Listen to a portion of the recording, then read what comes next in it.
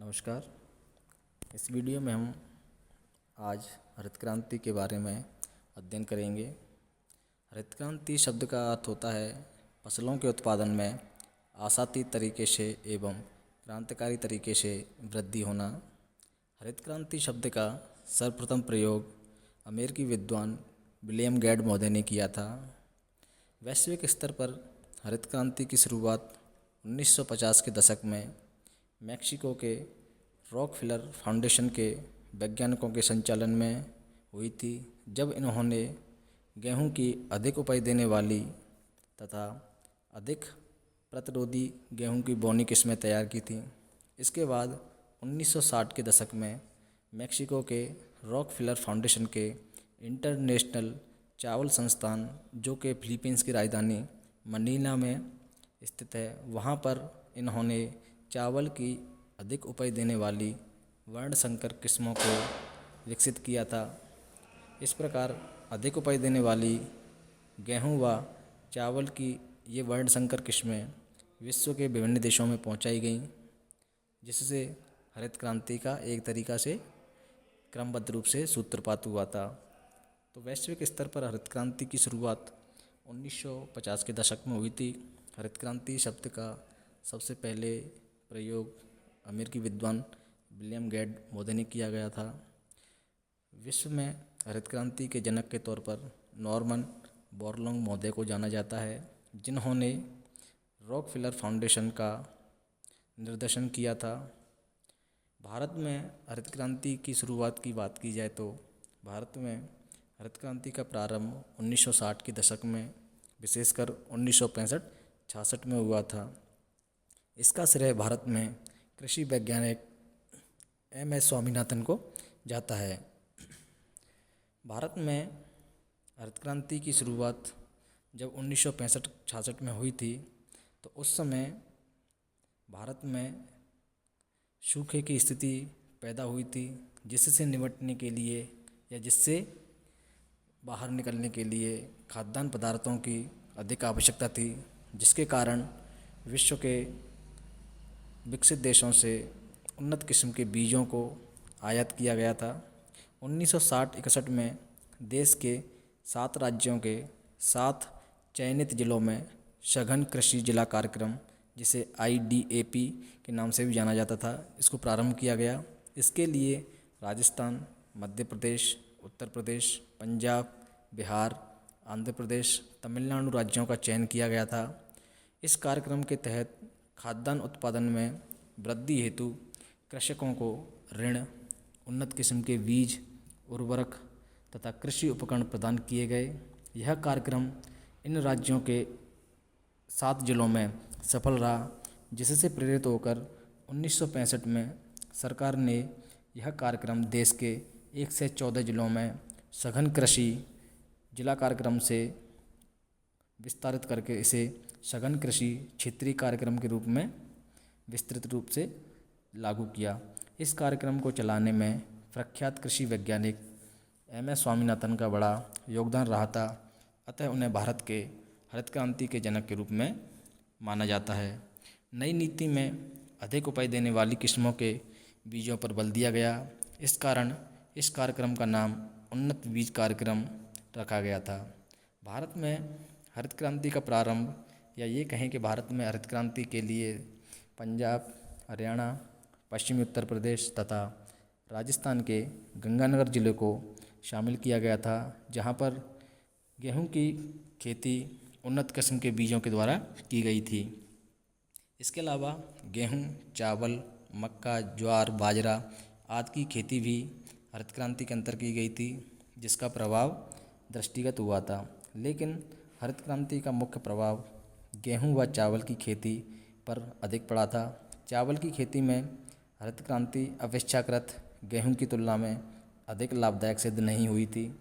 1983 तक चावल की खेती को इसमें शामिल कर लिया गया था हरित क्रांति के अंतर्गत, तथा बिहार, तमिलनाडु एवं आंध्र प्रदेश राज्यों में इस क्रांति को इन राज्यों के अलावा पंजाब, हरियाणा, उत्तर प्रदेश के अलावा बिहार, तमिलनाडु एवं आंध्र प्रदेश में विस्तारित किया गया था। चावल की खेती में हरित क्रांति से अपेक्षाकृत लाभ नहीं हुआ। इसकी उपज विश्व के अनेक देशों की अपेक्षा भारत में बहुत कम थी। इसके अलावा मोटे अनाज, तिलहन, दालों में भी अपेक्षित रूप से हरित क्रांति के अंतर्गत वृद्धि नहीं हुई। यद्यपि इनकी उपज में वृद्धि कुछ अवश्य जरूर हुई, लेकिन जितनी उत्पादन वृद्धि गेहूं की फसल में हुई थी उतनी उत्पादन वृद्धि अन्य फसलों में नहीं हुई थी। तो इस प्रकार हरित क्रांति की शुरुआत भारत में 1965-66 में हुई थी। 1966 में जब भारत में सूखा पड़ा था, उसके बाद खाद्यान्न की आवश्यकता थी, जिसकी पूर्ति के लिए विश्व के अनेक देशों से उन्नत किस्म के बीजों को मंगाया गया तथा भारत के कुछ चयनित राज्यों के चयनित जिलों में इनका प्रयोग किया गया। उसके बाद जब यह कार्यक्रम सफल हुआ तो देश के अन्य जिलों में भी इस कार्यक्रम को विस्तार रूप से आजमाया गया और इस भारत में हरित क्रांति के जनक के रूप में एम.एस. स्वामीनाथन का योगदान महत्वपूर्ण रहा था, जिसके कारण इनको हरित क्रांति का भारतीय जनक भी कहा जाता है। भारत में हरित क्रांति के दौरान गेहूं की फसल में अन्य फसलों की तुलना अधिक वृद्धि हुई थी। इसके बाद अगर बात की जाए भारत में हरित क्रांति की उपलब्धियों की, तो हरित क्रांति की उपलब्धियों में कृषि उत्पादन एवं उत्पादकता में वृद्धि, जैसा कि पहले ही बताया गया था कि भारत में हरित क्रांति के दौरान अन्य फसलों की तुलना में गेहूं की फसल का उत्पादन अधिक हुआ था। गेहूं का उत्पादन हरित क्रांति के पहले चरण में 103 लाख टन के लगभग था, जो वर्ष 2004-05 में बढ़कर 730 लाख टन हो गया था। इसके बाद जो दूसरी उपलब्धि थी हरित क्रांति के अंतर्गत वो थी कृषि में तकनीकी का प्रयोग करना। इसके अंतर्गत भारत में हरित क्रांति से पहले कृषि कार्य के लिए परंपरागत उपकरणों का उपयोग किया जाता था, जिसके कारण उत्पादन कम होता था। लेकिन हरित क्रांति के पश्चात नवीन कृषि नीति के परिणाम स्वरूप रासायनिक उर्वरकों के उपयोग की मात्रा बढ़ी, उन्नत किस्म के बीजों का प्रयोग भी बढ़ा, नई विकास विधि के अंतर्गत सिंचाई की सुविधाओं का विकास किया गया, पौध संरक्षण पर भी ध्यान दिया जा रहा था हरित क्रांति के अंतर्गत, जिससे कि पेड़ों में लगने वाले बीमारियों को समय पर अनेक प्रकार की दवाइयों के द्वारा दूर कर दिया गया था। हरित क्रांति में आधुनिक कृषि उपकरणों जैसे ट्रैक्टर, थ्रेसर, हार्वेस्टर, बिजली के पंप सेट आदि का भी उपयोग किया जाने लगा। इन सभी तकनीकी प्रयोगों से या तकनीकी उपकरणों के उपयोग से न केवल उत्पादन में वृद्धि हुई बल्कि व्यक्तिगत आय में भी वृद्धि हुई, जिससे राष्ट्रीय आय में वृद्धि हुई। हरित क्रांति के परिणामस्वरूप जब उत्पादन एवं उत्पादकता में वृद्धि हुई तो व्यक्ति की फसल उत्पादन से आय में वृद्धि हुई। व्यक्ति की आय में वृद्धि होने से राष्ट्रीय आय में औसत रूप से वृद्धि हुई। इसके अलावा खेतीहार मजदूरों की स्थिति में भी आर्थिक रूप से सुधार हुआ, क्योंकि गहन कृषि कार्यक्रम के तहत जुताई, निराई, कटाई आदि कार्य वर्ष भर चलते रहते थे। इसके अलावा मत्स्य पालन, डेयरी उद्योग, बागवानी इत्यादि में भी कृषि के कार्य के अलावा इन सभी कार्यों में भी मजदूरों की आवश्यकता होती थी, जिसके कारण रोजगार में वृद्धि हुई। इन कार्यों के विकास से निरंतर रूप से रोजगार में वृद्धि होती गई और ग्रामीण स्तर के सामाजिक स्तर में सुधार होता गया। इन सब के परिणाम स्वरूप ग्रामीण संपन्नता में भी, जो ग्रामीण क्षेत्रों में रहने वाले लोग थे उनकी संपन्नता में भी थोड़ी बहुत मात्रा में वृद्धि दर्ज की गई। तो यह सभी उपलब्धियां हरित क्रांति के फलस्वरूप दृष्टिगत हुई भारतीय समाज में। इसके बाद अगर बात की जाए हरित क्रांति की कमियों की, तो सबसे पहली जो कमी है वो है पूंजीवादी कृषि को बढ़ावा। हरित क्रांति का लाभ केवल उन्हीं किसानों को अधिक मिला जिनके पास धन था। इस धन के अलावा ऐसे किसान जिनके पास भूमि का बहुत बड़ा हिस्सा था, क्योंकि जो आधुनिक किस्म के तकनीकी उपकरण थे उनका प्रयोग बड़े बड़े कृषि फार्मों में ही किया जा सकता था, और जो धनी किसान थे वो उन्नत किस्म के बीज उर्वरकों को खरीद लेते थे, जिससे कि केवल इसका फ़ायदा या ये कहें कि उन्नत किस्म के बीज, उर्वरक तथा तकनीकी उपकरणों का फ़ायदा पूंजीपति किसानों को ही अन्य किसानों की तुलना में अधिक मिला, जिसके कारण हरित क्रांति को पूंजीवादी कृषि को बढ़ावा देने वाली क्रांति के तौर पर भी जाना जाता है। इसके अलावा हरित क्रांति के फलस्वरूप प्रादेशिक असंतुलन में भी वृद्धि हुई थी। इसका अर्थ है कि कुछ राज्य जैसे पंजाब, हरियाणा, पश्चिमी उत्तर प्रदेश, आंध्र प्रदेश, तमिलनाडु, कर्नाटक, इन राज्यों के कुछ जिलों में हरित क्रांति के फलस्वरूप खाद्यान्न फसलों के उत्पादन में अत्यधिक तीव्र गति से वृद्धि हुई, जिससे उस क्षेत्र के लोगों की आय में वृद्धि हुई। वहीं दूसरी ओर जिन क्षेत्रों में हरित क्रांति के तहत इन सभी उन्नत किस्म के बीज, उपकरणों या रासायनिक उर्वरकों का उपयोग नहीं किया गया था, वहाँ के खाद्यान्नों में या ये कहें कि वहाँ की ये कृषि फसलों की उत्पादकता कम थी, जिसके कारण देश में हरित क्रांति के फलस्वरूप प्रादेशिक असंतुलन की स्थिति पैदा हुई। इसके अलावा हरित क्रांति के अंतर्गत केवल खाद्यान्न फसलों जैसे गेहूँ, चावल, बाजरा, मक्का आदि फसलों में ही हरित क्रांति के अंतर्गत अधिक वृद्धि हुई।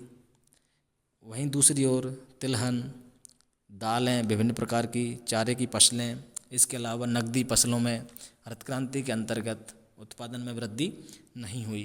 तो इस प्रकार कहा जाता है कि हरित क्रांति केवल खाद्यान्न फसलों के अंतर्गत ही या खाद्यान्न फसलों तक ही सीमित थी। इसके अलावा हरित क्रांति के फलस्वरूप श्रम विस्थापन की समस्या भी पैदा हुई, क्योंकि हरित क्रांति के अंतर्गत नवीन तकनीकी विधि के अंतर्गत कृषि कार्य के लिए विभिन्न प्रकार की मशीनों का प्रयोग किया जाने लगा, जिससे मनुष्य के द्वारा किए जाने वाले कार्य भी मशीनों के द्वारा किए जाने लगे थे, जिसके कारण रोजगार की कमी होने से लोगों का विस्थापन ग्रामीण क्षेत्रों से शहरों की ओर हुआ।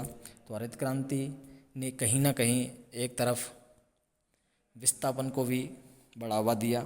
इसके अलावा आर्थिक विषमता भी बढ़ी, जैसा कि आप लोगों को पहले ही बताया था कि जिन क्षेत्रों में हरित क्रांति सफलतापूर्वक सिद्ध हुई थी, उन क्षेत्रों की राष्ट्रीय आय या उन क्षेत्रों में रहने वाले लोगों की आर्थिक स्थिति में सुधार हुआ, जिसके कारण आर्थिक विषमता भी हरित क्रांति के फलस्वरूप सब पैदा हुई थी देश के अंतर्गत।